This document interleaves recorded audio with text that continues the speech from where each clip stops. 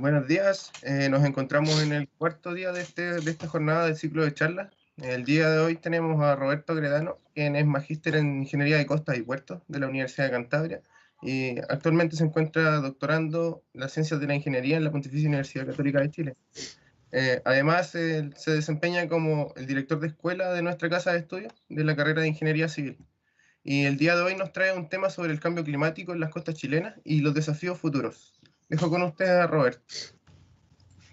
Ya.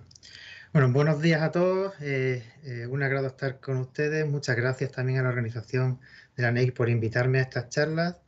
Como bien dijo Marcelo, mi nombre es Roberto Agredano. Yo soy actualmente el director de la carrera de Ingeniería Civil aquí en la Universidad Católica del Maule. Y bueno, ahí van a darse cuenta después, pero mi área de estudio y mi expertise está dirigida a la ingeniería de costas, ¿ya? Y en este caso al contexto que estamos viviendo a nivel internacional de cambio climático y cómo tenemos que tratar nuestras costas para ser lo más resilientes posible de aquí al futuro.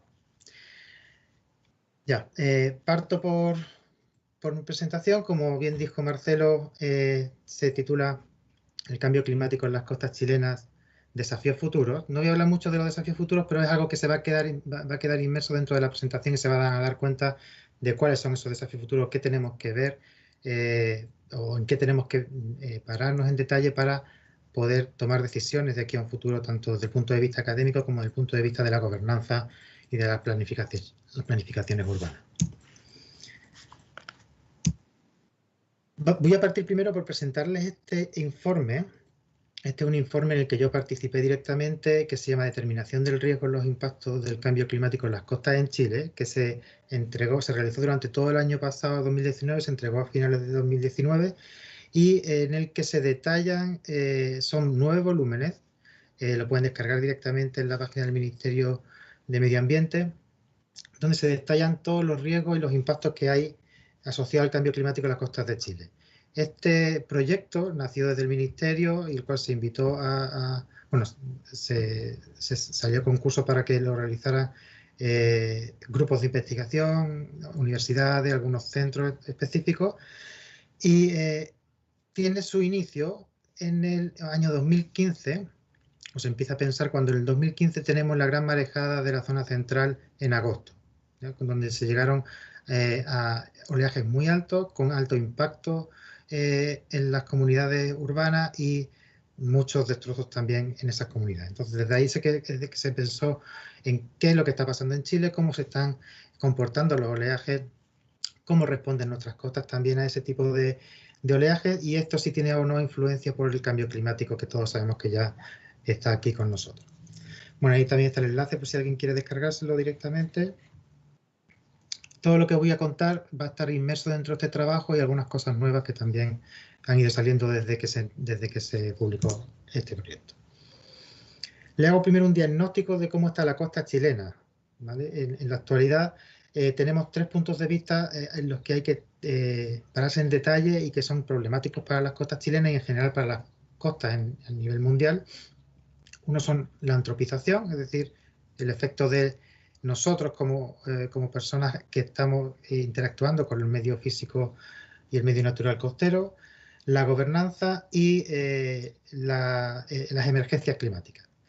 El primero, antropización, como bien digo, todo lo que tiene que ver con las actuaciones que tiene el hombre dentro de las zonas costeras. Y ahí hay un listado de las principales preocupaciones, que son, por un lado, la segregación, es decir, cómo hay diferencias dentro de las comunidades unas y otras en áreas costeras en cuanto a disponibilidad de recursos, infraestructura, etcétera. La elitización, esto es algo que si bien no debería pasar, es algo que pasa socialmente, cada vez más difícil acceder a las áreas costeras para las personas con menos recursos. Es algo que en todos los países pasa, pero aquí en Chile, dado la gran brecha social que existe, también es algo que se ve mucho más potenciado. La extracción de áridos, por ejemplo, ahí hay una imagen a la derecha de una retroexcavadora sacando arena de una playa. Ya esta es una actuación que se produce en Chile y que no debería de hacerse en ningún caso. No porque no exista, porque uno puede pensar, bueno, las playas tienen mucha arena y ¿por qué no utilizarlas si las necesitamos para las construcciones? en este caso nosotros como ingenieros civiles, no deberíamos de pensar así. ¿Por qué? Todas las extracciones que se hacen de áridos en sistemas naturales, y más en sistemas naturales tan delicados como son las playas, los humedales o todos los sistemas naturales que están asociados a las áreas costeras, producen una degradación y un alto impacto en esas comunidades y en esas áreas costeras. Y además, algo que es tangencial a eso es que no es lo mismo, por ejemplo, utilizar un árido de una cantera o de un río, siendo que el río también sería de un impacto ecológico muy alto, pero el problema de las áreas costeras es que las arenas y las gravas, todo lo que es el material que se puede extraer de ahí, tiene, al estar en contacto, al haber estado en contacto con el agua salada, también tiene unas propiedades que no las hacen adecuadas para las construcciones. Ya, por lo tanto, desde ese punto de vista tampoco deberían utilizarse. Luego está la degradación de los recursos naturales, que viene de la mano de las actividades que se desarrollan en esas mismas áreas costeras. Y por último, algo que también es muy terrible que pase y que ojalá termine pronto, y parece que así es a donde se quiere llegar a atender, es la existencia de las áreas de sacrificio. Esa misma palabra, sacrificio, ya nos da a entender de que se le da a esa figura o a esa zona de área de sacrificio por perdida, completamente desde el punto de vista ecológico. Esto es algo que tiene que cambiar porque es totalmente injusto tanto para las comunidades que viven ahí como para el sistema natural y las áreas ecológicas. El segundo gran punto es la gobernanza, y en este caso puse ahí débil gobernanza. ¿Por qué? Porque no existe una ley o unas normativas específicas que regulen el borde costero de la forma adecuada, como se hace en otros países o como se evidencia que se debe de hacer para no llegar a los impactos o los riesgos que vamos a ver más adelante en la presentación. Les adelanto que en Chile tenemos una normativa que es una ley del borde costero, se llama, que desde el principio, desde el concepto de su nombre, ya está errado y deberíamos de cambiar simplemente la forma de nombrar esa ley. ¿Por qué? Porque el borde costero no es, las áreas costeras no se definen por un borde, por una línea, sino que se definen por una zona amplia donde el sistema se mueve y se equilibra en esa zona. Luego ya les voy a comentar un poco más sobre eso. Y por último, la condición crítica ante la emergencia climática. Somos reactivos para cuando enfrentamos una emergencia climática, en cualquier ámbito, pero y en las costas no es una excepción. Cuando llega una marejada intensa que nos provoca un problema en las infraestructuras de la costa, lo que hacemos después es generar una nueva estructura o hacer una estructura de protección, pero siempre después del evento extremo. En este caso, un ejemplo claro es el hotel de Punta Piqueros en la región de Valparaíso, que como pueden observar en las fotos de abajo, está emplazado en una zona que a cualquier ojo es algo que no se debería hacer nunca. ¿Ya? Y durante la construcción en la derecha, esa misma estructura recibiendo un impacto de un evento extremo de marejada.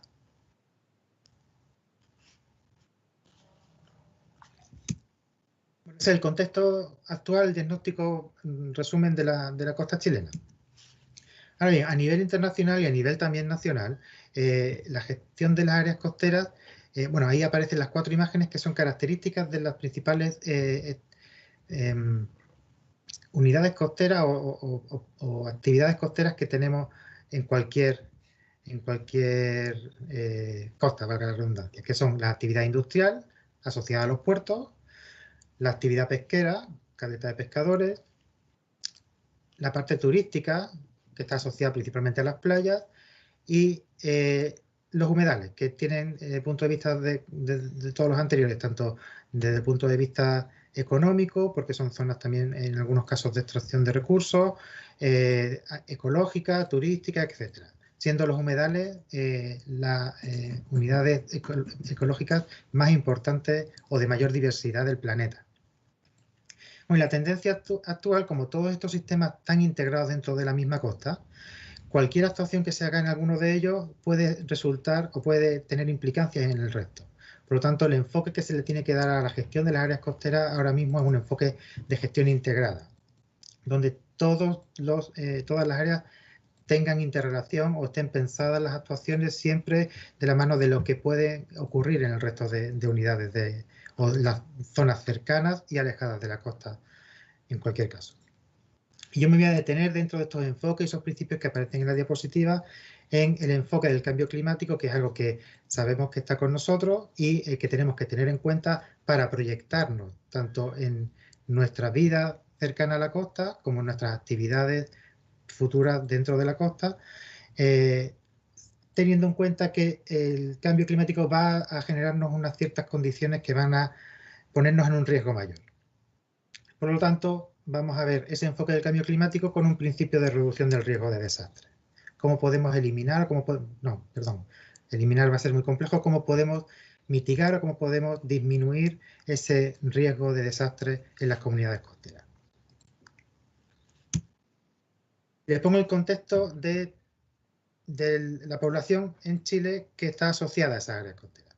Ahí aparece a la izquierda una imagen donde están los ríos principales en la costa chilena, los volcanes que existen también en la costa chilena, y a la derecha, en la misma escala de latitudes, está la evolución en cuanto al censo de población desde el 1982 hasta el 2017. No está actualizado ahí el último del 2020.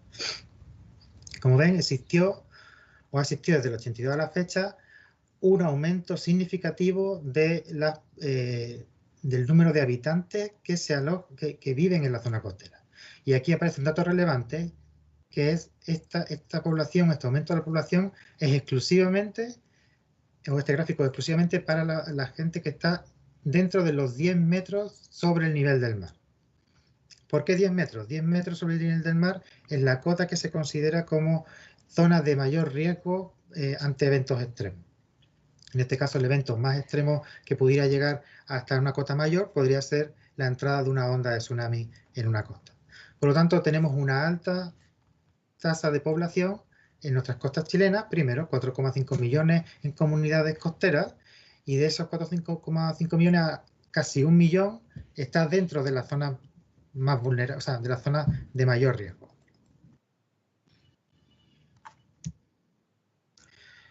Y bueno, hablé del contexto chileno, del contexto de la problemática actual en las costas chilenas, y aquí aparecen exactamente los puntos específicos de cuáles son las problemáticas en las costas. Estas son problemáticas internacionales y nosotros, como tenemos una costa tan grande y tan vasta, tenemos absolutamente todos estos puntos que voy a nombrar. Lo primero son las inundaciones de las zonas bajas, que están asociadas principalmente, como dije antes, a las zonas de cota menor, más cercanas a la costa. Vamos a tener cambios en la dinámica de humedales, todo esto asociado al cambio climático. En muchos casos, estas problemáticas pueden ser o no asociadas al cambio climático, es decir, que exista el cambio climático o no, no implica que no estén estas problemáticas, pero que exista el cambio climático las agrava.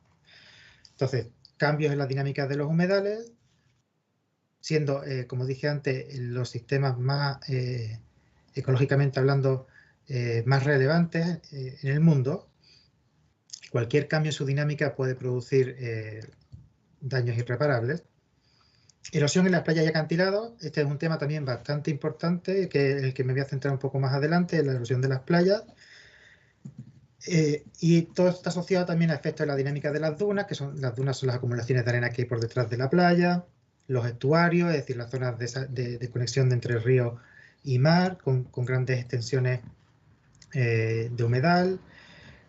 La operatividad en puertos y caletas, ya desde el punto de vista más industrial y más operativo o más económico de las poblaciones costeras, que exista un aumento de los eventos extremos en las zonas costeras, implica que exista más tiempo durante un año de parada de actividad de un puerto o de una caleta de pescadores, y eso impacta directamente en la economía de las comunidades. Los daños a las zonas marítimas, todo lo que son eventos extremos, impactan directamente en las estructuras costeras y por lo tanto van a sufrir daños a esas obras marítimas, pérdidas de deltas y intrusión salina en acuíferos, que puede ser también contaminación, por ejemplo, de acuíferos cercanos a las zonas costeras por intrusión del agua por debajo de la capa freática cercana a la costa. Este sería el listado completo de las problemáticas que se pueden ver en la zona costera. Pero aquí les pongo una diapositiva de cómo nosotros vamos a definir el riesgo real que hay dentro de las zonas costeras. Es bastante complejo al principio diferenciar entre vulnerabilidad, peligro, impacto, riesgo. Puede parecer en un inicio algo similar, pero el riesgo, en definitiva, que es lo que nosotros queremos controlar o lo queremos reducir, está o es consecuencia de tres factores independientes, que son los que aparecen ahí. Por un lado, los peligros. Los peligros están siempre, pueden aparecer siempre, como aparece a la izquierda son tanto vientos, fuerte intensidad de vientos, como oleaje, es decir, marejadas con altas alturas de olas.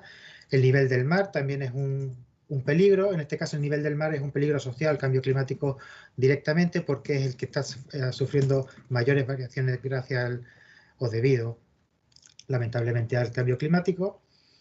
Los caudales de las cuencas costeras que provocan al final y cotas de inundación, que puede ser tanto cotas de inundación por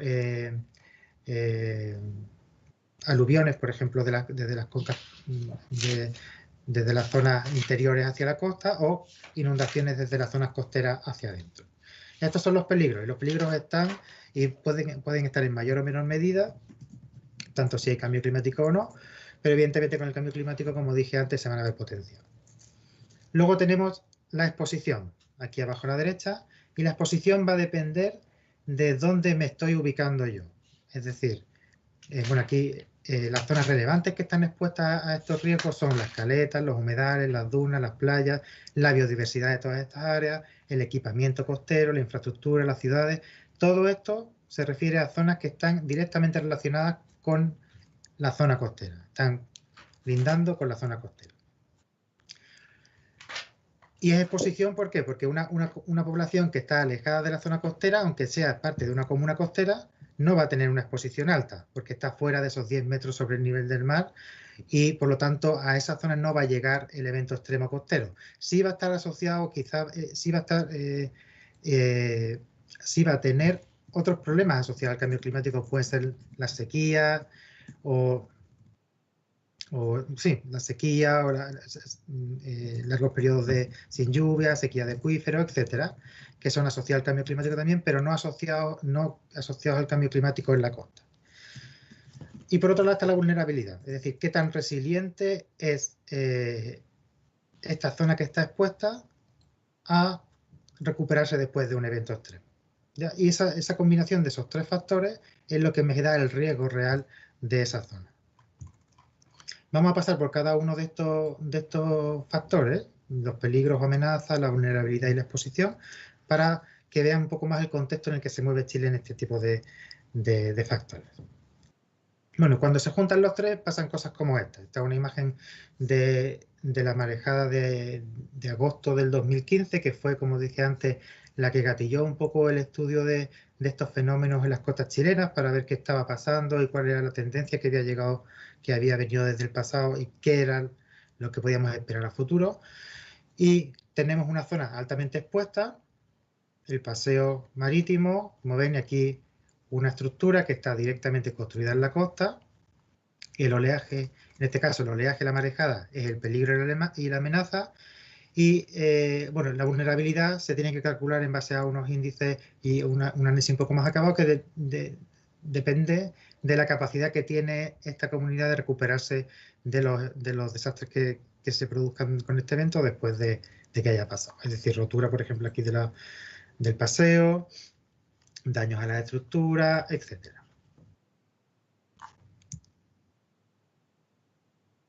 El primero de los factores es la exposición.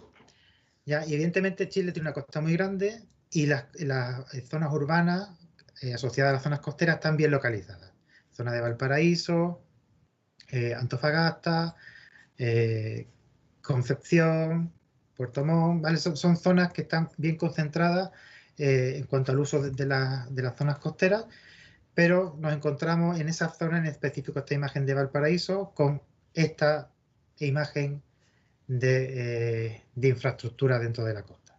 Por lo tanto, tenemos aquí edificios muy altos en esta parte, en esta otra zona tenemos edificios también detrás de la carretera que no se ven, pero tenemos una zona más amplia de la playa y zonas de uso público. Por lo tanto, todo lo que está por encima de los 10 metros, o sea, por debajo de los 10 metros sobre el nivel del mar se considera como zona expuesta, Por lo tanto, aquí tenemos un área altamente expuesta. En este estudio que les presentaba al principio también se hizo un inventario de, de todo lo que hay en ese área de los 10 metros, 10 metros sobre el nivel del mar, perdón.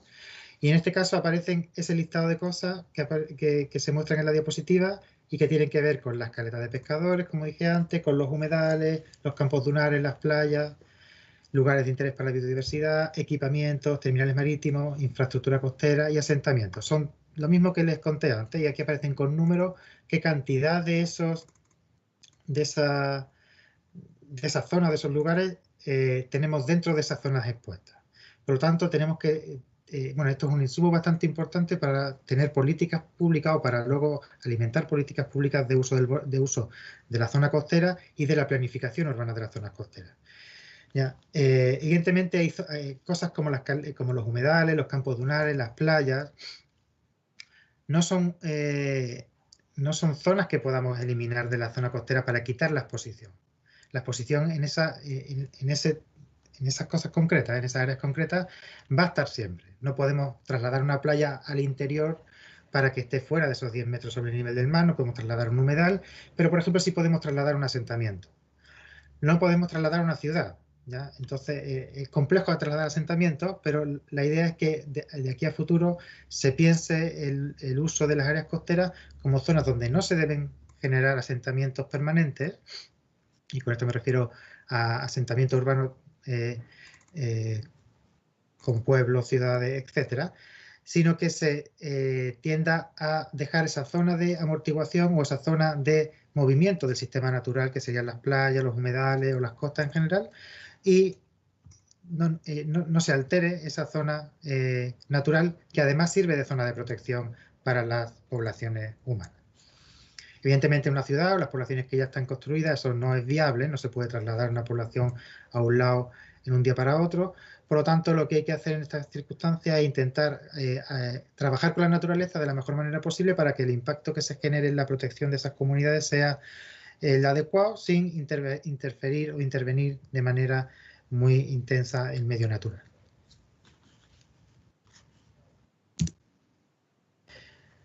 Aquí les tengo un ejemplo de esta parte de exposición que les comentaba antes, que es de la ciudad de Quintero, la bahía de Quintero.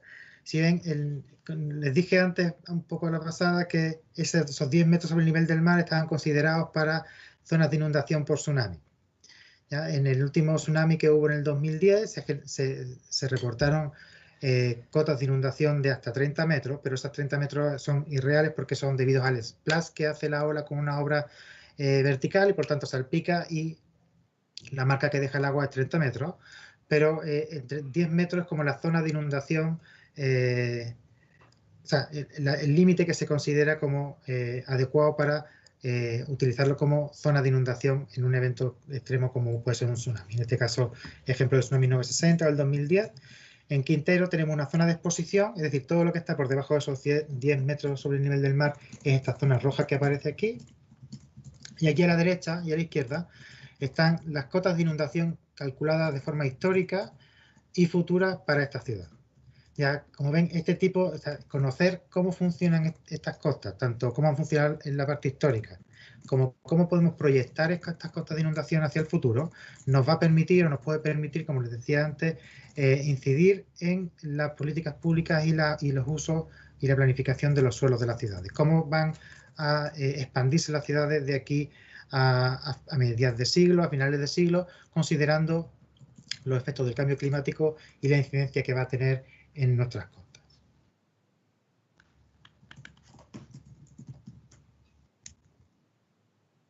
Bueno, pasamos de la exposición a la amenaza a los peligros que también aparecían en la diapositiva anterior. Los peligros pueden ser varios, como aparecen ahí, que aparecían antes, los vientos, el oleaje, el nivel del mar, la cota de inundación, los caudales. Yo me voy a centrar principalmente en el oleaje y el nivel del mar, que son el oleaje por un lado, el que nos impacta en la actualidad, y el nivel del mar es el que está incrementándose a causa del cambio climático. Los oleajes también van a cambiar por el cambio climático, pero en la actualidad lo que más nos impacta son el número de oleajes intensos, ¿vale? así una definición rápida de lo que es el nivel del mar. Para entrar en contexto, el nivel del mar sería la superficie, la cota de la superficie del océano que tenemos nosotros. En este caso, pues, se suele determinar a nivel local, pero que está influenciado por distintos tipos de fenómenos. En este caso, los principales son la marea astronómica, que es la debida al movimiento de los astros, principalmente la Luna y el Sol. Tenemos la marea meteorológica, que es la que es debida a los cambios en las presiones atmosféricas, tanto aumentos como disminuciones de presiones van a generar disminuciones o aumentos de la superficie del mar. El setup del oleaje que aparece ahí, que es una consecuencia de un aumento del nivel del mar cuando rompe una ola en la costa, y el nivel medio del mar, que el nivel medio del mar en un estadio estacionario estaría estable, pero en el contexto de cambio climático es un nivel que está en aumento. Y ahí no aparece una que aparece aquí abajo, no aparece una que sería el run-up, que sería el avance de una ola rompiendo sobre la costa. Es decir, por la misma inercia que lleva la ola, cuando rompe sobre la costa, lleva un avance y esa también genera un aumento del nivel del mar, que sería esta última parte de esa línea roja que aparece ahí. Bueno, si lo miramos desde el punto de vista gráfico en esta diapositiva, comparando lo que pasó entre el 85 y el 2004 y lo que va a pasar según las proyecciones a mediados de siglo, entre el 2026 y 2045, tenemos que la componente principal que nos cambia entre las dos fechas es el aumento del nivel del mar. ¿Ya? Si tenemos dentro de la zona de exposición que veíamos antes, el inventario completo de caletas, humedales, asentamientos, todo está dentro de esta zona roja que aparece aquí. Esa zona de exposición o todo lo que hay dentro de esa zona de exposición, cuando lleguemos a las proyecciones de mediados de siglo, vamos a quedar en una situación compleja donde vamos a tener un aumento un incremento de la inundación horizontal que va a provocar un aumento de la cota de inundación, un incremento de la cota de inundación. Y por lo tanto, vamos a tener problemas en esas zonas costeras, que vamos a tener que pensar a nivel país y con la gobernanza del país, cómo vamos a solucionar eso. Sí, a través de defensas costeras para salvaguardar la zona urbana, o si son zonas que no son necesarias de resguardar, no hacer nada. En esto, ¿cuál podría ser una de esas zonas? Por ejemplo, una playa virgen donde no hay un asentamiento urbano, que llegue una marejada y erosione la playa, no es una problemática en sí, porque no afecta a nadie. La exposición es baja, o sea, la exposición es alta porque la playa está siendo impactada por el oleaje, pero no hay vulnerabilidad porque no hay impacto de esa amenaza sobre ninguna actividad. Ya entonces ahí la playa va a moverse de forma natural y de forma libre en cuanto al equilibrio que tenga esa zona. Pero cuando estamos hablando de zonas costeras con una inventaria como la anterior de asentamientos urbanos, tenemos que tener en cuenta que esto que nos va a pasar, o que las proyecciones nos dicen que nos va a pasar a mediados de siglo, tenemos que empezar a pensar cómo vamos a solucionarlo. Y haciendo un análisis un poco más completo dentro de toda la costa chilena, tenemos estas imágenes que aparecen aquí, que serían las alturas de ola que hemos tenido en el pasado y las que se nos están proyectando al futuro a mediados de siglo, ¿vale? Entre el 2026 y 2045. Esta imagen de la derecha sería la diferencia de las dos anteriores para que se vea bien la comparación. Y como ven, estas zonas rojas me dicen que se va a aumentar la altura de ola en la mayor parte de las costas en Chile, y en algunas va a haber alguna cierta disminución, o puede ser que no haya variaciones, pero vamos a tener una variación entre un menos 0,5 y un 0,5 metros de altura de ola. Esto, en principio, es un promedio que puede ser o no significativo, pero asumiendo que podemos tener circunstancias en las que tengamos un aumento del nivel del mar y además le aumentamos una altura de ola, el peligro o la amenaza puede ser mucho mayor. Y como les decía antes, esto empezó con la marejada del 2015 en la zona central. Y después de ese evento se empezó a estudiar en grupos de investigación, entre los cuales yo me incluyo, qué había pasado desde que existen datos históricos en Chile a la actualidad, y llegamos a esta conclusión que aparece aquí. En el 1960 teníamos alrededor de 5 marejadas por año. Sin embargo, ya en el 2015 llegamos a más de 20 marejadas por año. Es decir, antes teníamos un promedio de una marejada cada 3 meses, aunque no sea así la distribución real anual, a 2 por mes en la actualidad. En realidad están más concentradas en los periodos de invierno en nuestras costas, y los oleajes vienen principalmente del suroeste, que es de donde vienen los principales, donde está la zona de generación de oleajes que llegan a Chile, pero también tenemos un set de marejadas que llegan del hemisferio norte en el periodo invernal del hemisferio norte, que coincide con el periodo estival nuestro. Y esos oleajes son menos intensos, pero también son considerados marejadas que vienen en el periodo estival nuestro. Además de ese incremento en el número de marejadas, también se vio que los oleajes estaban girando en cuanto a la dirección promedio del que vienen.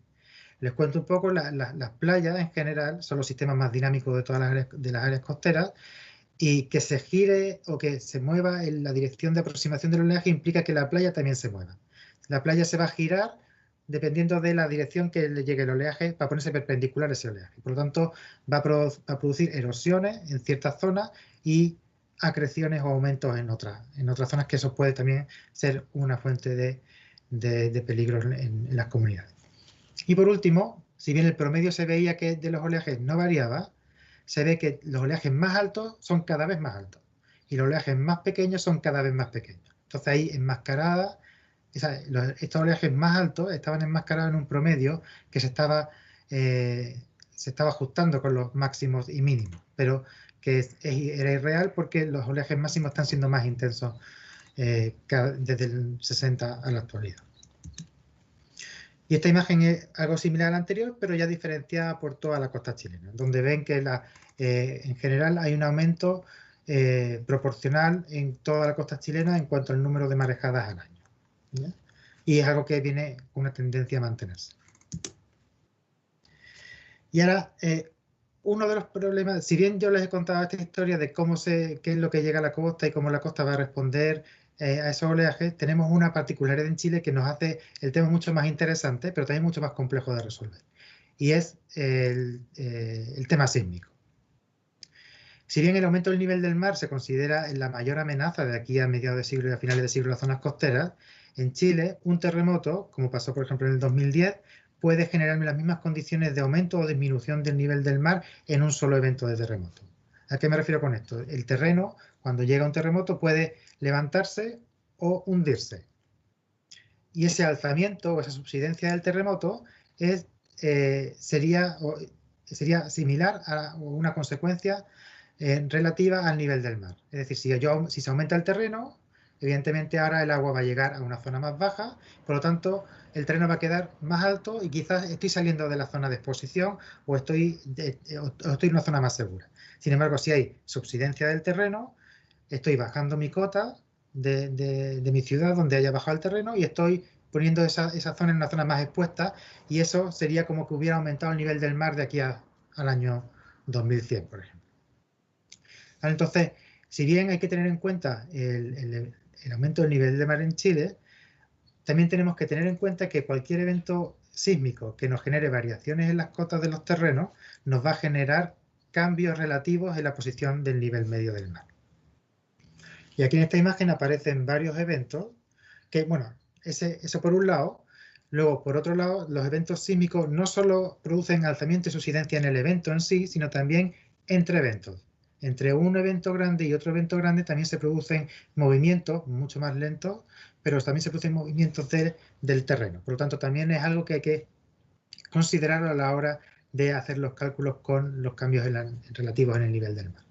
Como bien dice aquí, existen cambios cosísmicos, es decir, esto en el momento exacto del terremoto de más o menos 3 metros, ¿vale? En algunas zonas menos de 3, en otras zonas hacia arriba, en otras zonas hacia abajo, pero eso es como un contexto, un rango máximo.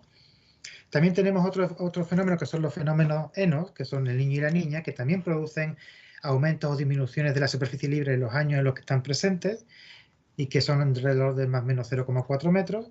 Y por último, como les decía, el del nivel del mar. El del nivel del mar es proyectado ahora mismo al año 2100 en uno de los escenarios del cambio climático de RCP 8.5, está para nosotros en 0,65 metros al año 2100 y 0,25 al año 2050, es decir, a mediados de siglo.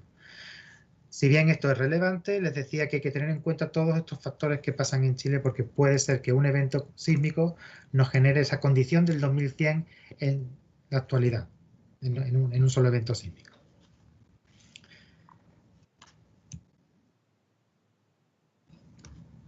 Ya llevo tiempo para que dejen, bueno, para que quede un poco el tiempo de preguntas, voy un poco más rápido. Esta última parte sería la vulnerabilidad y yo tengo diapositivas que les decía para centrarme en playas y humedales, nada más, para que vean como ejemplo de esos dos tipos de sistemas. Y les pongo el ejemplo de la playa del paseo Wheelwright en Valparaíso, donde antes de la marejada del año 2015, de agosto del 2015, teníamos esta situación donde se ve aquí la arena, la playa seca, la zona de sol, las escaleras que dan acceso a la costa, y después de la marejada del 2015 de agosto quedamos en esta situación, donde toda la arena se perdió, se dejó expuesta la zona de piedras y de grava de mayor tamaño y dejó de existir la playa. Bueno, esto es un problema en las costas turísticas, como es la costa de Valparaíso y de Viña del Mar, porque una parte importante de la economía de esas ciudades se debe al turismo de sol y playa. Entonces, en el 2017, aquí va otra imagen de cómo se está reconstruyendo esa playa. Si bien, si nos olvidáramos del contexto del cambio climático, los eventos extremos siempre han existido, pero los sistemas naturales siempre han tenido la capacidad de regularse. Es decir, una marejada que llega hoy día a la costa y me erosiona y se lleva la arena, en un periodo, dependiendo de las circunstancias y de la zona, va a recuperar esa arena de forma natural. Generalmente eso es lo que pasa. El problema con el cambio climático es que al aumentarse el número de marejadas al año, una marejada entre una marejada y la siguiente en muy poco periodo de tiempo, y esa capacidad de recuperación que tienen los sistemas se ve muy limitada. Y por lo tanto puede llegar a perderse de forma completa, en este caso, la arena de una playa. Y hay que entrar desde ese punto de vista a rellenar de forma artificial, ¿vale? O mover arenas de un sitio a otro, o traer arenas de préstamo si es que no existen arenas en la costa para mover. Ya en la foto de la izquierda arriba es condición normal antes de la marejada, después de la marejada, y aquí la construcción de las nuevas obras costeras. Como ven, aquí hay un enrocado nuevo que va a proteger el paseo que hay después, pero además se genera una nueva playa de arena. ¿Y cómo podemos calcular, cómo podemos ver lo que va a pasar a futuro? Primero con las proyecciones de cambio climático, pero también sabiendo la tendencia que ha tenido a nivel histórico, para ver cuál es la evolución que ha venido teniendo. Y aquí les pongo un ejemplo de cómo calculamos la evolución de la línea de costa en una playa. En este caso es la playa de Anaquena. No solo las playas continentales están afectadas por la erosión, sino también las playas insulares.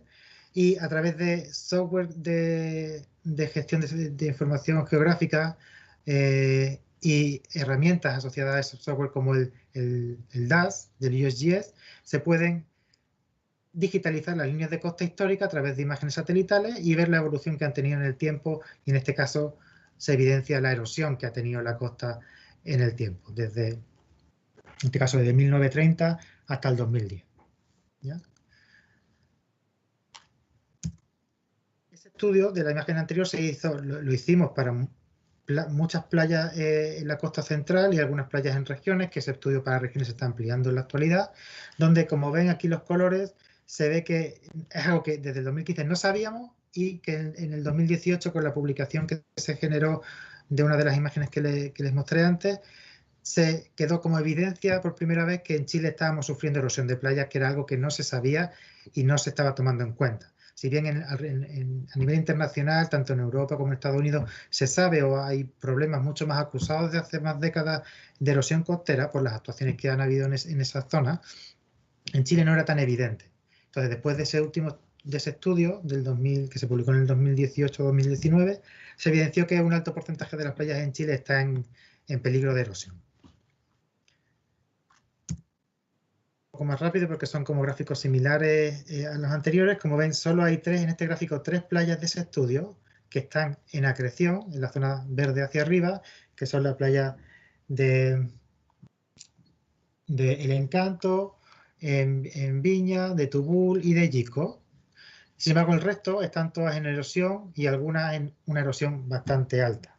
Ya estos son desde playas en el norte, en Hornito, La Serena, La Herradura, hasta playas en la zona de la Araucanía, en el Ebu, en Bahía del Ebu, etcétera. ¿Ya? Como ven, es algo problemático en las costas a nivel nacional y de lo cual seguimos avanzando en el conocimiento de estos fenómenos y en generar insumos para políticas públicas posteriores.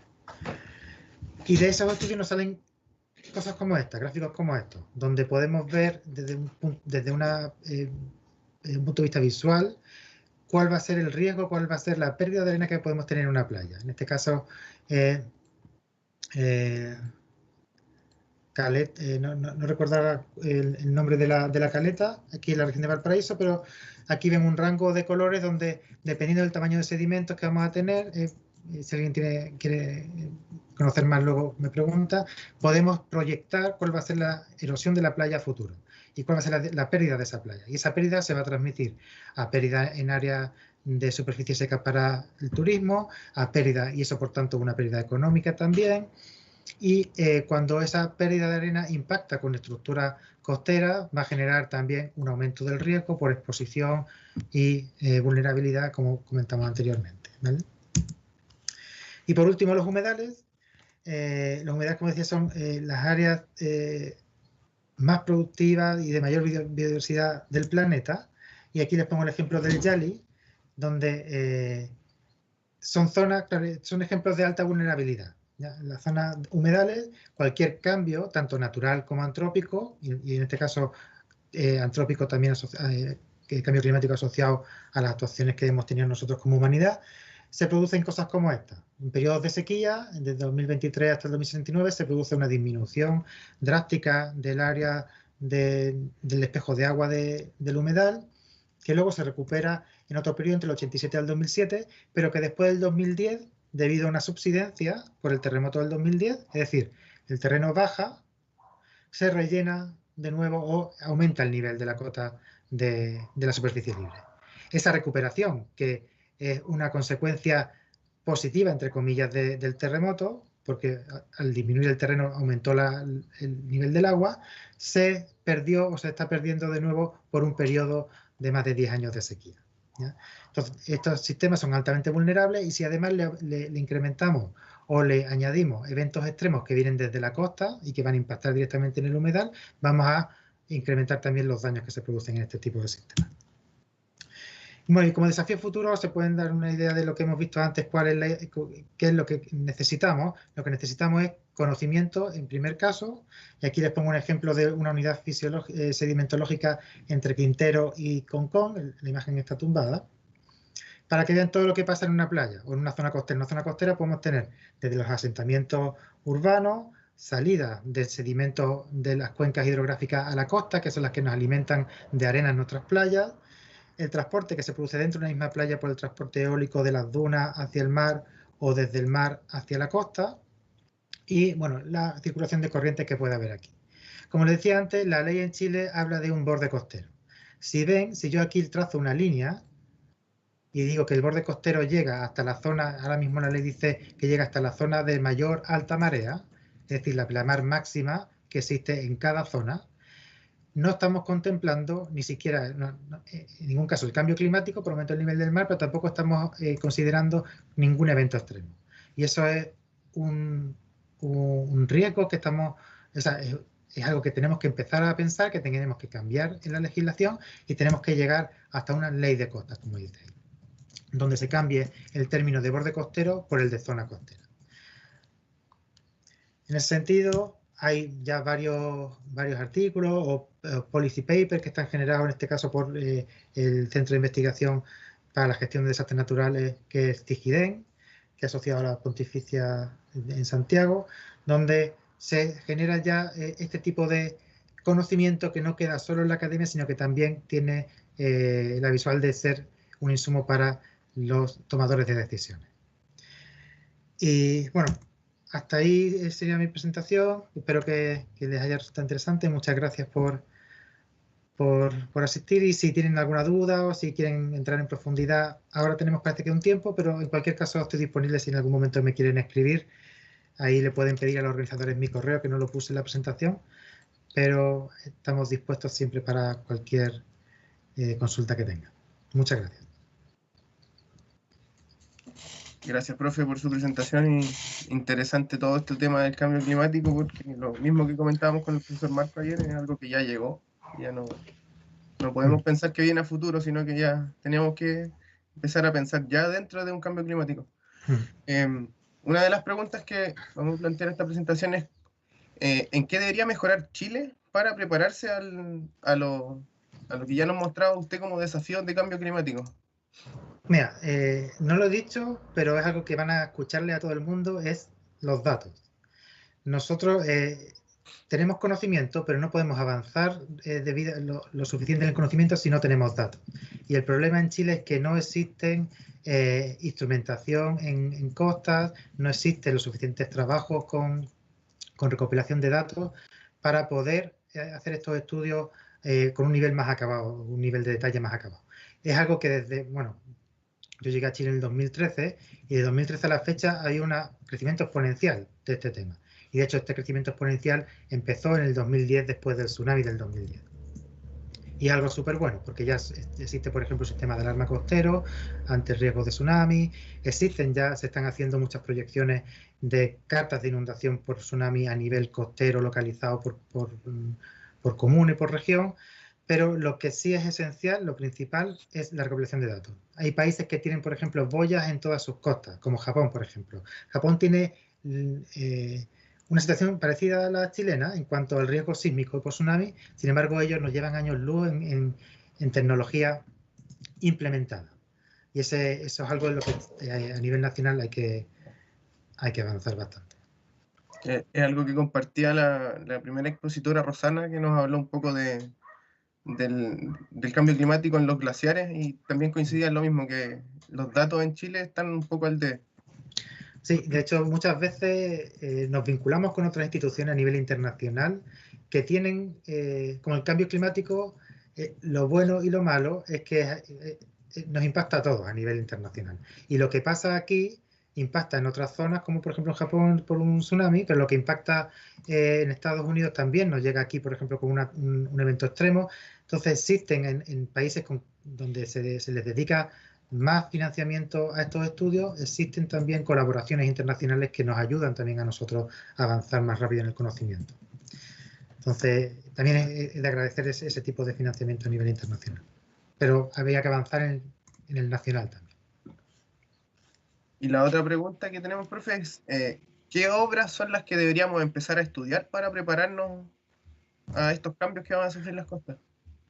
Mira, las obras van a depender mucho del sitio. No hay un manual de... Existen los tipos de obras que son defensas costeras. Eso más o menos se tiene un set de obras costeras que puede ser desde las más rígidas como un espigón que simplemente me frene el oleaje a cierta distancia, o un muro que lo refleje, hasta, bueno, cuando son, por ejemplo, poblaciones costeras, hacer los edificios sobre pilotes para que en el caso de que haya un evento extremo, el agua pase por debajo de la casa y no impacte a la estructura y por lo tanto se disminuya el riesgo. Existen muchas opciones, desde opciones muy rígidas a opciones blandas en cuanto a las defensas costeras, pero lo que sí es importante es que cada zona es única. Para estudiar una obra o una defensa costera en una zona en particular hay que hacer un estudio bien acabado que requiere nuevamente de muchos datos y ojalá de un set amplio de años de datos para conocer bien cómo está evolucionando esa zona, porque con lo que vemos en un periodo estival, en un periodo invernal o si quieren un año, puede estar enmascarando muchos fenómenos que no conocemos y proyectarnos una obra, no sé, 25 o 50 años de vida útil, puede ser que luego, después de ese enorme gasto económico que conlleva una obra costera, puede ser que no nos sirva. Por ejemplo, en las obras de Valparaíso, después de esas marejadas que hubo en el 2015, que fueron recurrentes en 2017, 2018, 2019, ya salieron proyectos para defender el paseo Wheelwright, la zona de la Avenida Perú, que fue la que tenía sobrepaso. Bueno, ahí lo que se proyecta es cambiar las condiciones del fondo cercano, haciendo que el oleaje rompa un poco más alejado de la costa y que no impacte justo en la costa. Entonces, al disminuir la energía del oleaje con la que llega a la costa en sí, cambiando las condiciones del fondo, se evita o se disminuye ese riesgo. Eso evidentemente está calculado en base a la estadística del oleaje que llega a esa zona y es específico de ese punto concreto y por lo tanto tiene que tener siempre estudios acabados de cada zona. Pero eso, lo que se debería avanzar es no hay una respuesta única, hay que avanzar en el estudio de lo que funciona para cada zona. En algunos casos, la solución puede ser irnos de ahí y dejar que el sistema se recupere solo. Existen otros sistemas, por ejemplo, altamente antropizados, que pueden ser los humedales o las salidas, los deltas, o las conexiones entre ríos y el mar, donde, claro, intereses también comunitarios, intereses urbanísticos, pero irse de ahí o dejar que el sistema se regule de forma natural puede ser, en algunos casos, la mejor solución. Puede ser que en el intermedio de que se llegue a esa regulación se generen algunos problemas para la gente que vive ahí, pero el sistema puede regularse en algún momento, en un cierto tiempo, y a partir de ahí no sería necesaria ninguna actuación ni ninguna medida de mitigación. Pero eso va a depender de la zona concreta o del área específica o de la degradación que tenga el área de costera en cada caso. Ya, profe, esas serían las preguntas, creo que no hay otra. Gracias por su tiempo y por esta presentación. Muchas gracias a vosotros. Damos por cerrado ya este ciclo de charla y recordar que quedó en YouTube, así que si alguien se lo perdió o llegó tarde, están todos los links de acceso y se puede volver a ver en la presentación. Estupendo. Muchísimas gracias a vosotros también y a todos los que lo ven. Espero que lo hayan disfrutado y si tienen dudas, aquí estamos. Muchas gracias.